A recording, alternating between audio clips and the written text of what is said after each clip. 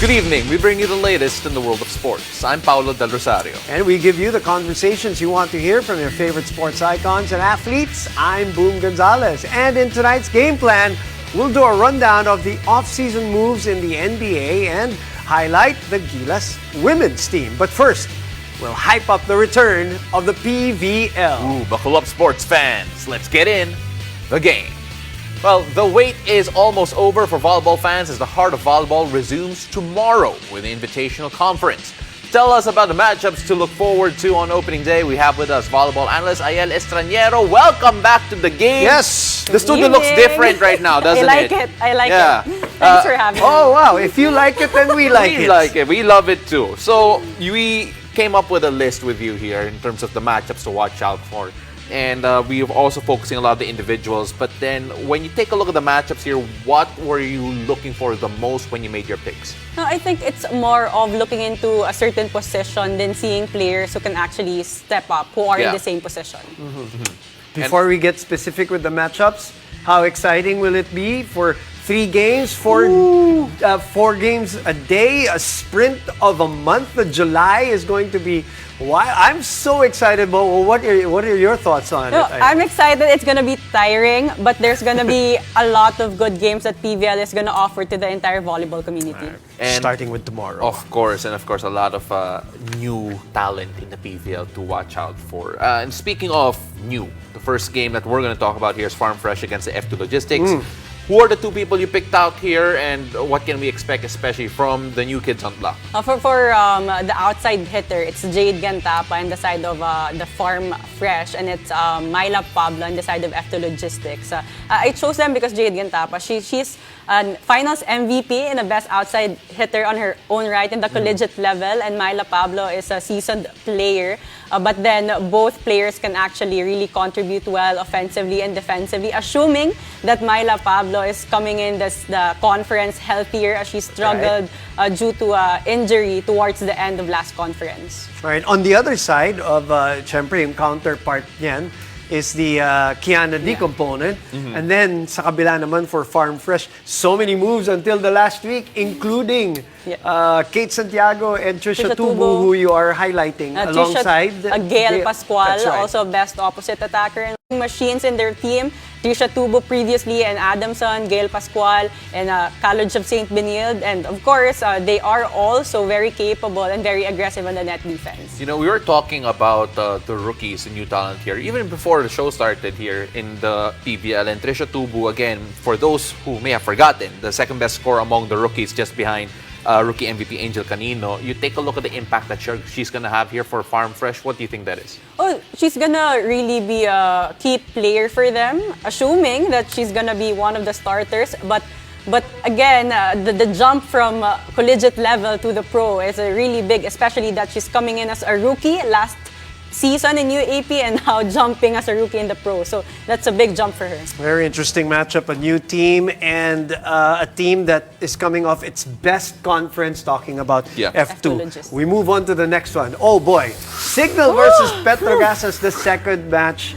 Who are the key matchups here? And tell me at the end, tell us, Ayel, what would be the keys to winning for both Signal and Petrogas? It's a really great matchup. It is. Signal and Petrogas.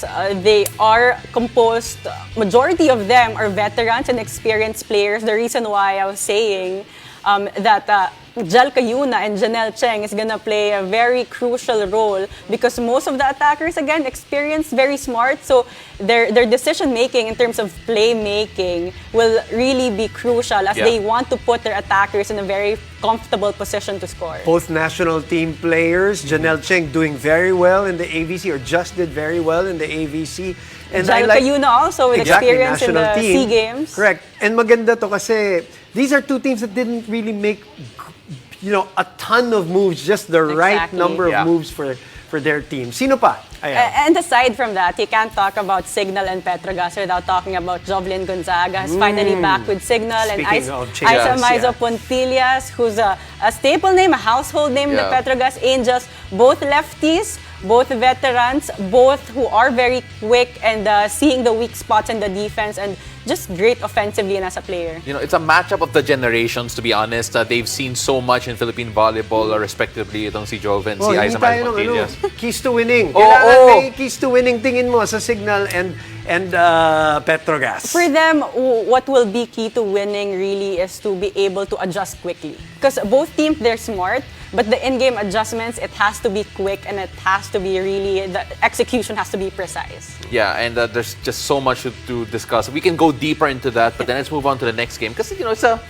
it's a game that I think a lot of people might be interested in. It's just, you know, Cherry Tigo and Creamline. You take a look at those matchups. But then, all joking aside, so many big names to look at here. So many big names. Who are the two you're putting together? Well, definitely Ea Laure and Liza Valdez, two great players, outside hitters. If you talk about them, you just have to describe them as talented, confident, and very well-disciplined, you know, players in terms of playing. But aside from that, also you have great opposites in Mylene Paat, Tots Carlos, and Michelle Gumabao. But I think more than the player matchup, it's really the team matchup that you're gonna look forward into, because you have a team who is relatively new, fresh in terms of the lineup. You have Creamline, who has been solid for the longest time. Made one change. Exactly. Yeah. One addition. For Cherry Tigo, it's gonna be, they're coming in as a challengers, but I honestly feel like it's a big advantage for them, because in the first day, they get to see where they are at the point of the competition in terms of their system and in terms of their lineup. Contrasting off seasons for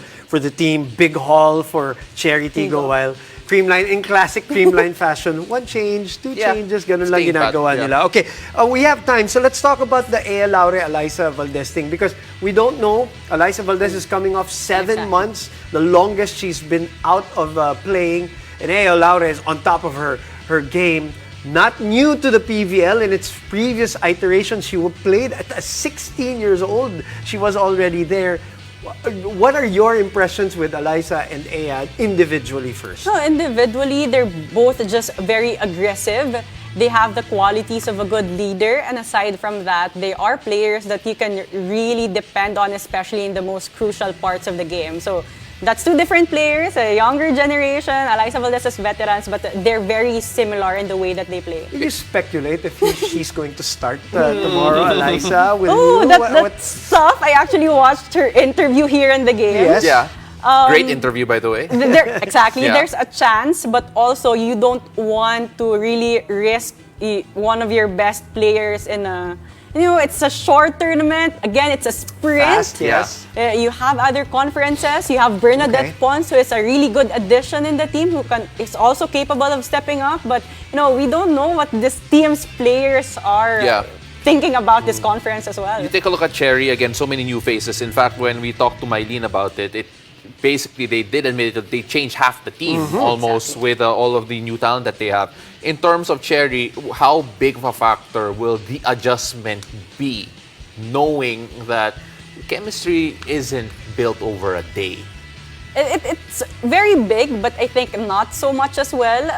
You have Alina Bicar, who has been a setter for UST. Some of the players who are from UST, Laure, Amy Hernandez. But again, chemistry is not built just in a few months. It's built through years of training. But again, if they're able to adjust quickly, then it's going to be good for them. Are we not talking about Michelle Gumabao that much because she's coming off her best conference in previous years? Then we talked about Tots and Eliza, and Gia, of course, will be the engine. But the Michelle Gumabao factor will be... I think she's coming in hot in this PVL invitation. She's definitely, for sure, that Best Opposite Award. More than that, the championship as well, last conference, and even coming in as defending champions will be a really big motivation for her to continue playing in that level and to be able to contribute bigger, especially now that PVL is so much bigger with the new additions, teams and players. Deepest. In terms of the talent level, we're so excited. It's happening tomorrow. It starts in the morning all the way till the evening. Triple header to explode and to start the PVL Invitationals. Ayel, thank you as always for being with us, and we'll see you this week. In the meantime, after the break, we shift to hoops as we take a look at the biggest winners during the NBA Draft Weekend. Stay tuned. You're watching The Game.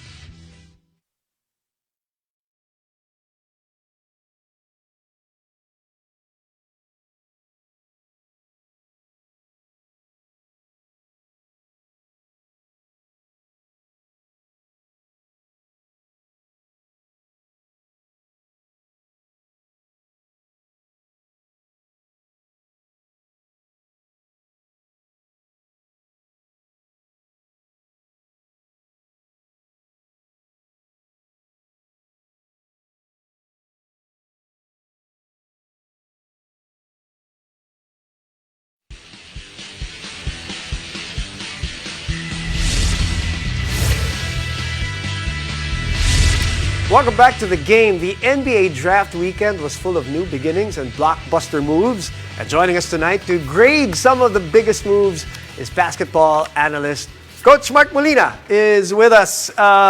No surprises to start off the draft. Huh? I think so. Coach Mark. At the very top. Yeah. I'm sorry? At the very top. At the very top. And the first three were pretty much what you expected. But let's talk about that with the Spurs. I'm saying also not only excited to see Wemby play, but how Coach Pop will actually coach him. And that's part of the excitement. For me, what is it for you, Coach? I think it's a big advantage on the part of Wembanyama. Yeah. To be coached by Greg Popovich in his initial years. Not just by Greg Popovich, but to be in that Spurs organization. I mean, I saw that welcome dinner that he had there, and Duncan is there, Robinson is there. What more can you ask for? These guys are not just superstars or all-stars or legends, but they're class people, they're class acts. So this is the exact environment somebody like Wemby will need, because it's not easy what he's going through. The hype is there, and sometimes young players get surrounded by this hype and they can't handle it. And what I love about that entire environment that he was in is that I've never seen Tim Duncan look so small around Victor Wembanyama or anyone. David Robinson looked tiny. Shrinking in front of him. But yeah, look, what we are going to do here today is that we're going to ask Coach Mark here to give letter grades to all the moves here. So we're going to go with we're going to go with a very obvious one first. Okay. Victor Wembanyama to the Spurs. What letter grade do you give the Spurs? It's an A+. Is A+ the highest grade? Yeah, I think so, right? I think you can go higher than that with bonus. All right, so now that we have that out of the way, just to say it, Brandon Miller to the Hornets. Now, this was actually booed by the Hornets fans who wanted a Scoot Henderson instead of a Brandon Miller. Why would people boo him? And of course, what grade would you give? I think Scoot Henderson is the safer bet. I think he's the more sure thing to become a star or an all-star. His floor is higher. But the ceiling of Brandon Miller, I think, is higher than Scoot Henderson. And that's why the Hornets took him. Besides the fact that they already have a point guard in LaMelo. Yeah. I would give this a B+. I like this pick. There's a little bit of, I think there's some risk to it. Because Brandon Miller is not an out-of-this-world athlete. Okay. He can definitely shoot. That's there. The length is there. That's the size at his position is there. But the athleticism is a bit suspect, and the strength is a bit suspect. And if that doesn't develop, he might be a good player, but maybe not an all-star. But if he develops the strength and he plays the power forward position, I think that is his position long term. I don't know if he's strong enough to play it in the first couple of years. Maybe because he's a small forward the first couple of years, first 3-4 years. But if he develops the strength to guard the bigger players, he's going to be a matchup nightmare, because he can be something like a Paul George playing the power forward position, or a Brandon Ingram type of a player. But, okay, I like that. But playing the four. Right. So, number 1 seed, Alabama, 18-8 was his average from the top seed. You said B+. How about the next player that you mentioned already, Scoot? Is he a backup plan if Dame leaves at Portland? And what is your grade for Scoot? Grade is an A. Okay. He is the obvious choice here. And I don't think he's a backup plan. Okay. To me, he's the plan. Portland has to look for that Dame Lillard trade right now. Okay. They cannot make the same mistake that Washington did with Bradley Beal. They waited a little bit too long. Right. Maybe a couple of years late in making that deal, and they did not get much from that. Yeah. At this stage, Portland will get the highest value for Dame. A Miami trade will probably get them Hero and 3 first-round picks. Yeah. I'll make that deal tomorrow. Because you already have Scoot. Because you have Scoot, you have Simons, you have that's right. So para kami, Shadon Sharp. Para kami new generation CJ and Dame together with Simons and and then Scoot. if you get another young budding star in like a Tyler Hero, plus picks, I'll make that trade. I like that. Like how you're thinking. He's not talking like an executive here, Coach Mark. But then, Coach Mark, all right, now let's talk about current stars here. Celtics made a trade wherein they got Kristaps Porzingis, and Memphis for some reason, ended up with a Marcus Smart, which is very emotional to all the Boston fans out there. Also to a lot of basketball fans. Of course, you take a look at that. There's just so much. Of course, the Wizards gets a lot of pieces: Jones, Gallinari, Muscala, and as well as a pick in the future. Your grade on the trade here for the three teams, and of course, can we expect that much from Kristaps Porzingis here with Boston? I don't like the trade for both teams, to be honest. I think it's a C for both of them. I don't like the Celtics losing Smart because of all the intangibles that he brings to the table, plus the fact that they are now very thin at point guard. One Brogdon injury, and I don't know what's going to happen to the Celtics because they only have Derek White there, and White is also playing the two. And point guard has been their problem also. That's right. I don't think Porzingis makes that big of a difference for Smart. Although the picks are there, I love the picks that they got. They got a couple of first-round picks together with Kristaps, which is good. Which is always a win. That's what it's all about. Which is always a win. But you're the Celtics. You're probably in win now situation. But then again, it hasn't worked for them last couple of years. So maybe Brad Stevens wanted to rock the boat. Is Marcus Smart the kind of guy, though, that Memphis needs because they need a vet who really glues all of these kids together? The intangibles are there. Defensively, it's a good trade. You have now Jaren Jackson and Smart there. But I am not convinced. I may be wrong. But I am not convinced that he is the right guy to pair with Ja Morant because he is not a floor spacer. But what if they got him as a locker room guy also? Because that's what they need. They kind of need guidance. Yeah, exactly. You're correct. That's probably the reason why they did it. And the guy can play. Tyus Jones is maybe one of the best backup point guards in the league. And in fact, when Ja doesn't play, they have a good record because of Tyus Jones. They do. I don't think that Marcus Smart is equal to Tyus Jones plus 2 first-round picks. And then again, as I said, Tyus Jones can play off the ball better than Marcus Smart. I'm not saying that Marcus Smart and Ja Morant cannot play together, but I have to see it first to believe it. All right, so this one got everyone saying, well, this is weird. Chris Paul is going to be a Golden State Warrior, and the Wizards get Jordan Poole and 2 future picks. Don't know how to make sense of it. A lot of people still don't days after the trade. So what do you make of this? Well, among all of the trades that the Wizards did, I think this is the one that makes sense the most. Because, for the Wizards. For the Wizards. Yeah. Because,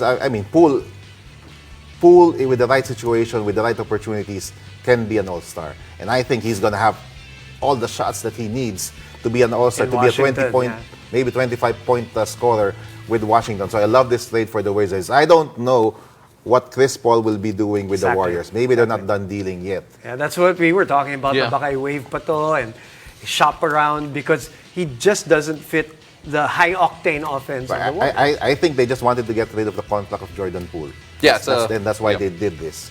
I don't think Paul and Steph can play together for sure on the offensive end, but they're going to get abused defensively. Get rid of the contract and get rid of the tension between him and Draymond Green. Okay, we have one last one. We have to get your thoughts on the Bradley Beal situation with the Suns in general. What do you think? What is your grade? The Suns hit a home run here. I think this is an A. Because of the fact that not only did they get Bradley Beal, but who did they give up? They did not give up practically nobody from their rotation. Picks. Nothing. It's like second-round picks and pick swaps. Right. Yeah. And those pick swaps don't really matter because they expect to be contenders this coming season. But this is still a work in progress because they would need still a point guard. Yeah, the surrounding players. I think Jordan Goodwin, the one that came with Beal, will be a good backup point guard there. Yeah. But they don't have a starter yet. But to get Beal for practically nothing and have Beal, Booker, and Durant together. That trade is an example of just how expensive a no-trade clause is on Bradley Beal. And that's why the Wizards realized that they should have traded Bradley Beal instead of signing that long-term contract. Yes, absolutely. And of course, Coach, we really appreciate your time, your insights, not just thinking like a coach, but an executive as well. Maraming salamat, Coach. Thanks, guys. So after the break, we'll take a look at what's in store for our Gilas women's team in the ongoing FIBA Women's Asia Cup. Stay tuned. You're watching The Game.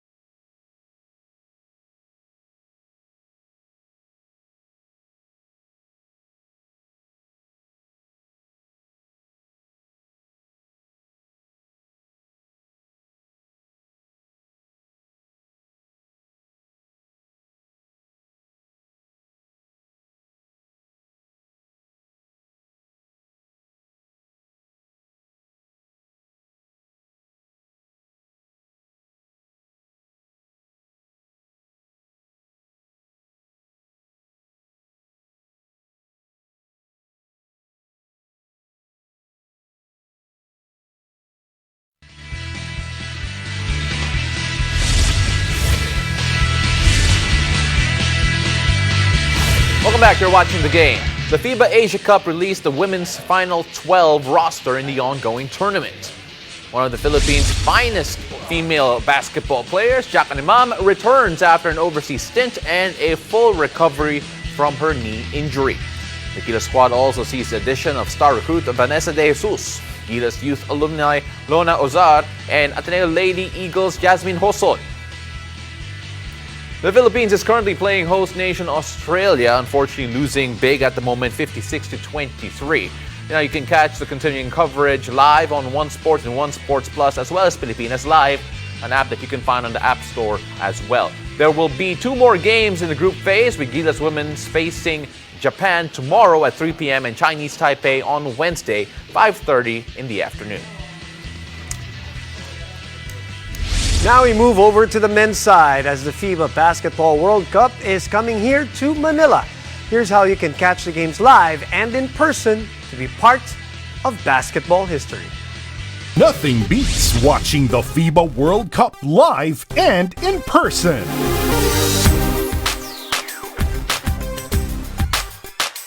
Access to 2 live games of the FIBA Basketball World Cup for as low as 999 pesos. Enjoy this world-class game viewing experience for the entire family and witness the greatest basketball athletes in the world compete for as low as 999 pesos for 2 games. Head to philippines.worldcup.basketball for more information, ticket types, seat information, and other special offers. Be a part of Philippine basketball history and buy your tickets today.